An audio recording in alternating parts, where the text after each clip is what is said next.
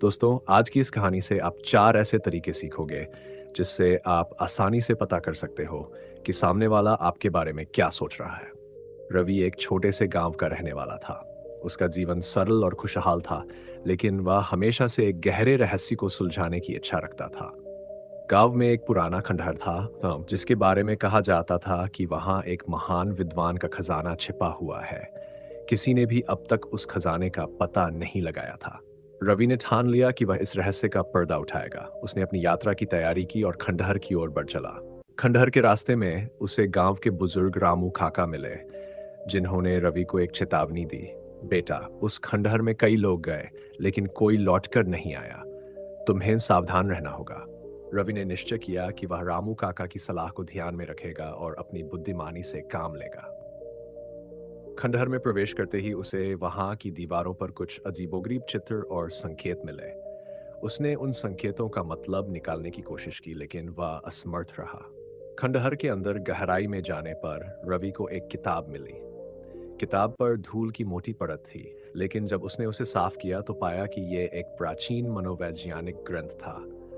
उसने किताब को खोलकर पढ़ना शुरू किया। किताब में मन की गहराई को समझने के 4 तरीके बताए गए थे। शरीर की भाषा। किसी के मन की बात जानने का पहला तरीका उसके शरीर की भाषा को पढ़ना है। व्यक्ति के हाव भाव, उसकी चाल, उसकी आंखों के हिलने डुलने का विश्लेषण करना। स्वर और बोलने का तरीका, टोन एंड स्पीच पैटर्न। किसी के मन की बात को उसके बोलने के स्वर और तरीके से भी समझा जा सकता है। जब व्यक्ति असहज या झूठ बोल रहा होता है तो उसका स्वर बदल जाता है। चिन्ह और संकेत। किसी के चेहरे पर आने वाले सूक्ष्म हाव भाव भी उसके मन की बात का संकेत देते हैं। ये हाव भाव बहुत जल्दी से आते और जाते हैं, लेकिन ध्यान देने पर इन्हें पहचाना जा सकता है। किसी व्यक्ति के व्यवहार को समझने के लिए उसके सामाजिक संदर्भ और उसके आसपास के लोगों के साथ उसके संबंधों का विश्लेषण करना भी महत्वपूर्ण है।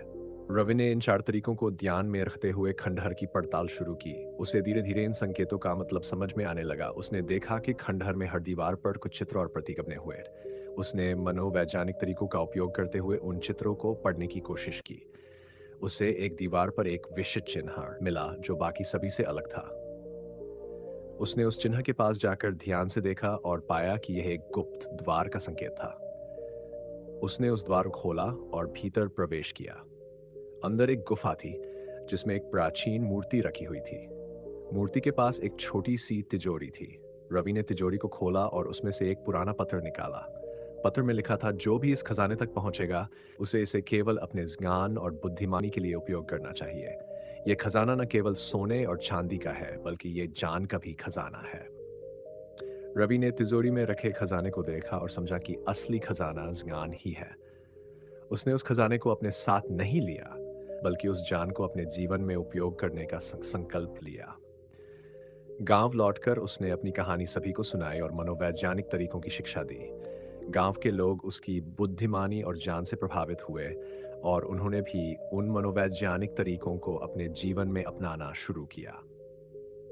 रवि की इस यात्रा ने न केवल उसके जीवन को बदला, बल्कि पूरे गांव को भी एक नई दिशा दी। इस प्रकार रवि ने रहस्य को सुलझाया और जान का असली खजाना पाया।